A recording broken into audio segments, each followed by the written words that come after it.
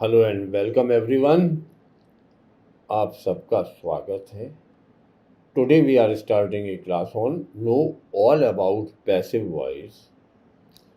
Passive के बारे में कंसेप्ट क्लियर करने के लिए ये हम एक क्लास ले रहे हैं। तो उम्मीद है this will solve all your doubts about passive voice.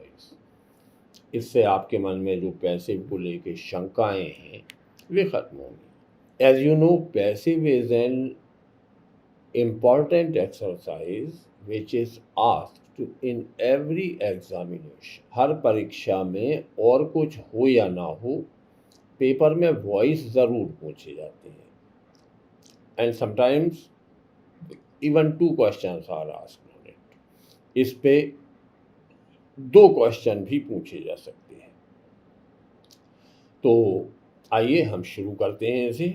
Voice is that form of a verb which shows whether what is denoted by the subject does something or has something done to it. Basic formula है subject जो कर रहा है या subject के साथ कुछ हो रहा है। When the subject does something, जब सब्जेक्ट कुछ करता है तो वो एक्टिव होता है। When something is done to the subject, जब सब्जेक्ट के साथ कुछ किया जाता है तो पैसिव होता है। जो टेंस फ्री स्ट्रक्चर है पैसिव का वो है, सबसे पहले एक्टिव सेंटेंस में आप जानते हैं सब्जेक्ट पहले होता है, हेल्पिंग वर्ब टेंस के अकॉर्डिंगली आ सकती है, फिर वर्ब होती है जो इस हेल्पिंग वर्ब पे निर्भर करती है, इसके बाद ऑब्जेक्ट होता है, फिर जो बचते हैं वो अदर वर्ड्स कहलाते हैं। पैसिव बनाने में इस ऑब्जेक्ट को शिफ्ट किया जाता है सबसे पहले, क्योंकि हम इसे प्रोमिनेंट बनाना चाहते हैं। फिर टेंस के अकॉर्डिंगली हेल्पिंग वर्ब ली जाती है। पैसिव में वर्ब हमेशा थर्ड फॉर्म में होती है। फिर जो ये अदर वर्ड्स बचे हैं इन्हें लिख लेते हैं और आखिरी में ये जो सब्जेक्ट है इसे पीछे ला के लिखते हैं बाय सब्जेक्ट के रूप में। एक बार फिर रिपीट कर लेते हैं। Active voice is used when the agent is to be made prominent. जब हम एजेंट को, काम करने वाले को प्रमुखता देना चाहते हैं तो एक्टिव होता है। And passive voice is used when the person or thing acted upon is to be made prominent. जब जो चीज़ें की गई हैं वो इम्पॉर्टेंट होती हैं तो फिर ऑब्जेक्ट को पहले लेते हैं, ये पैसिव वॉइस कहलाता है। तो पहला काम तो ये सब्जेक्ट ऑब्जेक्ट इंटरचेंज का होता है। बहुत छोटी सी बात है, मैक्सिमम लोगों को पता होगी, और यदि पता नहीं है तो इसे सीखने में भी कोई इशू नहीं है। सब्जेक्टिव फॉर्म आई होती है, इसकी ऑब्जेक्टिव फॉर्म मी है, मतलब जब सब्जेक्ट के रूप में लिखेंगे तो आई लिखेंगे, पैसिव बनाएंगे तो ये बाय मी लिखा जाएगा। पीछे मी लिखा हुआ है ऑब्जेक्ट की जगह, आप सब्जेक्ट बनाना चाहते हैं तो आई बनेगा। वी और अस इंटरचेंजेबल होते हैं, यू दोनों जगह एक सा रहता है सब्जेक्ट और ऑब्जेक्ट फॉर्म में।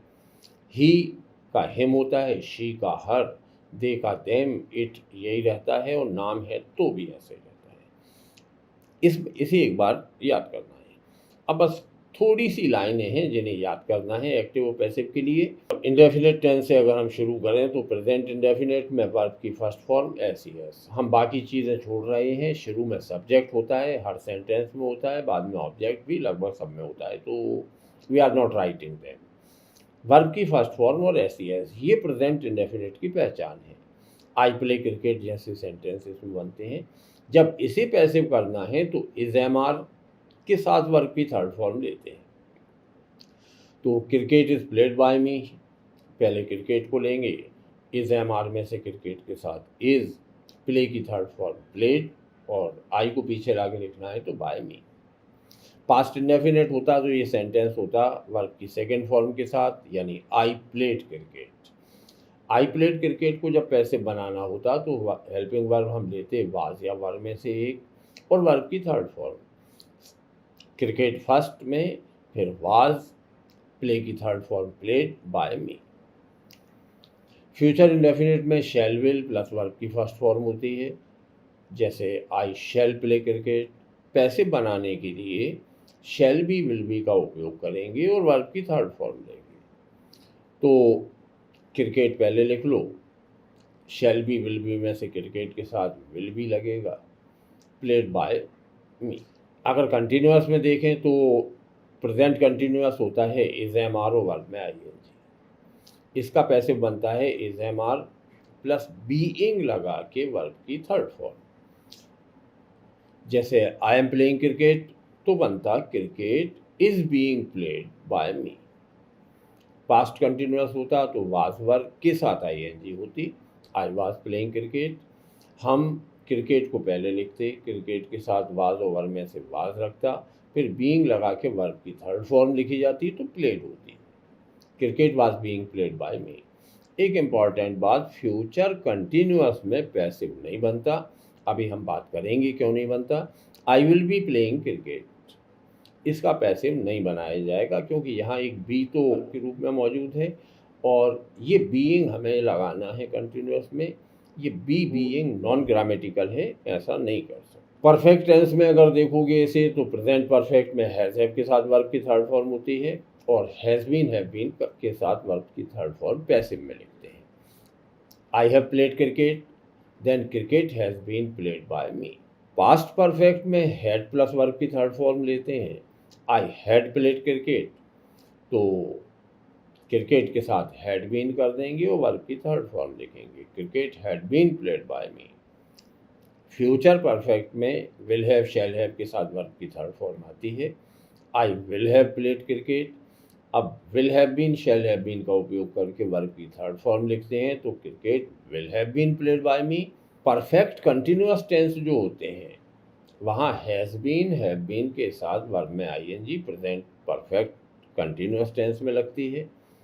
आई have been playing cricket since morning, इसका पैसिव नहीं बनेगा, कारण सोचो जल्दी से, यहाँ बीन पहले से मौजूद है, इस आईएनजी को हटा के हमें बीइंग और लेना है, एक ही वर्ब की दो फॉर्म पास पास नहीं ली जाती।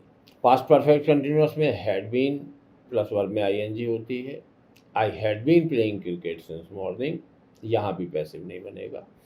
और फ्यूचर परफेक्ट कंटिन्यूअस में विल हैव शैल हैव के बाद बीन और वर्ब में आईएनजी होती है, I will have been playing cricket since morning, तो यहाँ भी पैसिव नहीं होगा। मतलब एक फ्यूचर कंटिन्यूअस में पैसिव नहीं बनता और तीनों परफेक्ट कंटिन्यूअस का नहीं तो 12 टेंस में से 4 कम हो जाते हैं, मतलब 8 टेंस बचते हैं जिनमें पैसिव बनते हैं। 2 एक्स्ट्रा बातें याद रखना होती हैं, एक तो इम्परेटिव सेंटेंस जो होते हैं जो V1 प्लस ऑब्जेक्ट से शुरू होते हैं, जैसे इसे लिखना चाहते हम इसी सेंटेंस को तो लिखते प्ले क्रिकेट, तब पैसिव बनेगा let object be plus verb की थर्ड फॉर्म, तो let cricket be played, play cricket का पैसिव होगा लेट क्रिकेट बी प्लेड। साथ में कुछ मॉडल ऑक्सिलरीज होती हैं, can could may might should would जिन्हें आप जानते हैं। मॉडल का पैसिव अगर बनाना है तो सेम मॉडल रिपीट करते हैं और बी के बाद वर्ब की थर्ड फॉर्म लगाते हैं। जैसे आई कैन प्ले क्रिकेट तो cricket can be played by me, cricket can be played by me. ये बेसिक है, इन 14 लाइंस को याद रखना है। इस पीपीटी की लिंक हम इस वीडियो के साथ डिस्क्रिप्शन में शेयर करेंगे, वहाँ से इसे डाउनलोड कर लें। एक बार तो ये याद करना होते हैं। अगर ये 14 लाइंस आपको याद हैं then passive is very simple. हम प्रेजेंट इंडेफिनिट पर कुछ बातें करते हैं। प्रेजेंट इंडेफिनिट जैसा अभी आपने देखा था, वर्ब की फर्स्ट फॉर्म और एस के साथ आती है। इज एम आर वर्ब की थर्ड फॉर्म पैसिव में करते हैं। अब इज एम आर का बंटवारा भी अगर करना चाहते हैं तो ही शी इट नेम या सिंगुलर के साथ इज लगता है, यू वी दे या प्लूरल के साथ आर का उपयोग करते हैं। Am is used with I. Ravi helps Mohan, मान लीजिए सेंटेंस है रवि हेल्प्स मोहन, हेल्प्स बताती है कि ये प्रेजेंट इंडेफिनिट है, ये आपको पहचानना है। तो मोहन को पहले लिखो, इज एम आर में से मोहन के साथ इज लगेगा, हेल्प की थर्ड फॉर्म लगाएंगे हेल्प बाय रवि, जो सब्जेक्ट है, चूंकि नाम है तो नाम ऐसा ही रहेगा।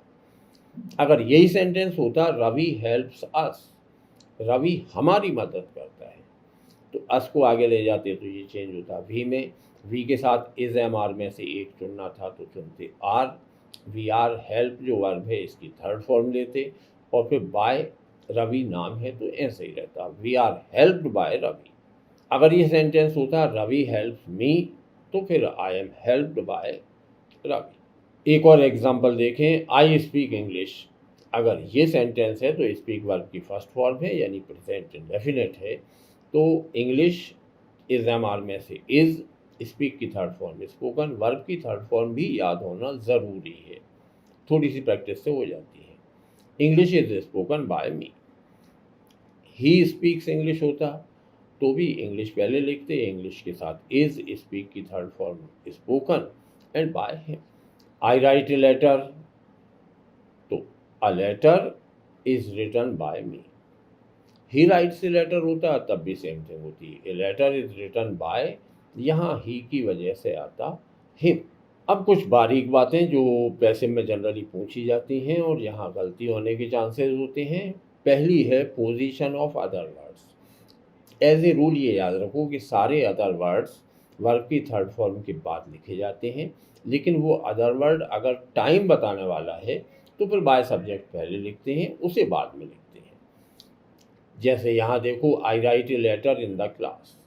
अगर सेंटेंस होता I write a letter in the class, तो I subject, write verb, letter object, फिर ये इन द क्लास बचे अदर वर्ड। ए लेटर पहले लिखेंगे, इज रिटन। अब जो अदर वर्ड बचे हैं, इन द क्लास, ये लिखने के बाद लिखेंगे बाय मी। मैंने इसे ग्रीन कलर से इंसर्ट किया है, इसकी पोजीशन देखो वर्ब की थर्ड फॉर्म के बाद। मैक्सिमम अदर वर्ड्स पे ये किया जाता है, लेकिन अगर ये अदर वर्ड टाइम बताने वाला है, जैसे I write a letter daily, I write a letter daily, तो a letter is written by me daily.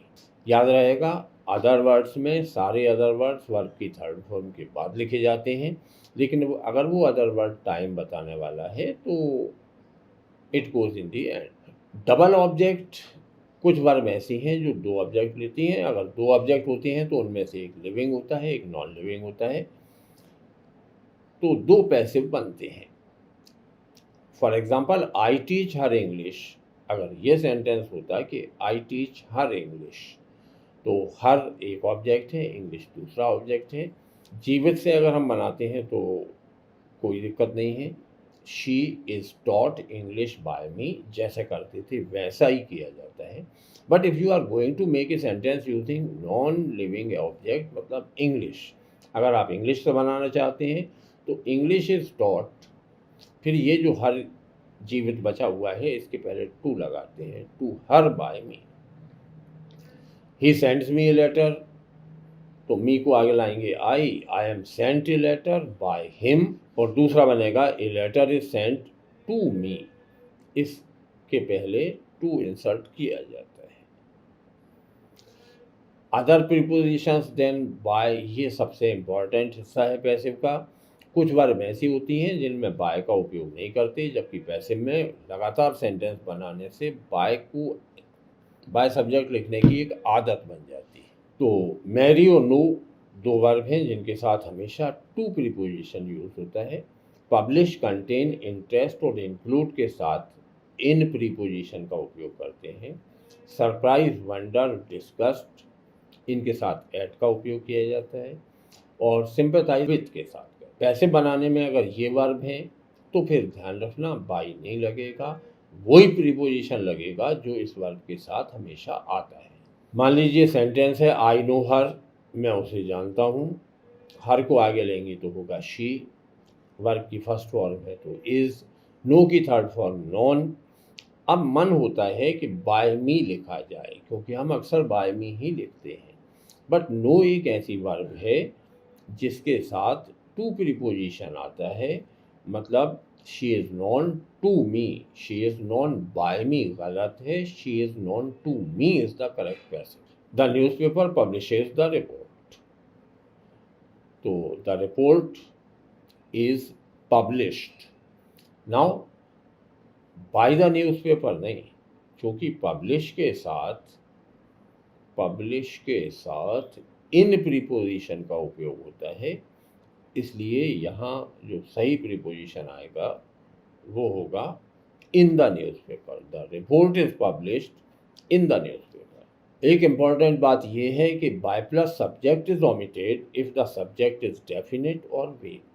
अगर जो सब्जेक्ट है वो निश्चित है तो नहीं लिखते, अगर वो वेग या अस्पष्ट है, डेफिनेट निश्चित, वेग अस्पष्ट, कर्ता बिल्कुल क्लियर है तो फिर बताने की ज़रूरत नहीं है, बिल्कुल अस्पष्ट है तो भी बताने की ज़रूरत नहीं है। जैसे people speak English all over the world, लोग पूरी दुनिया में इंग्लिश बोलते हैं, then English is spoken all over the world. अब यहाँ बाय पीपल नहीं लिखा जाएगा, अगर लिखते हैं तो गलत होगा।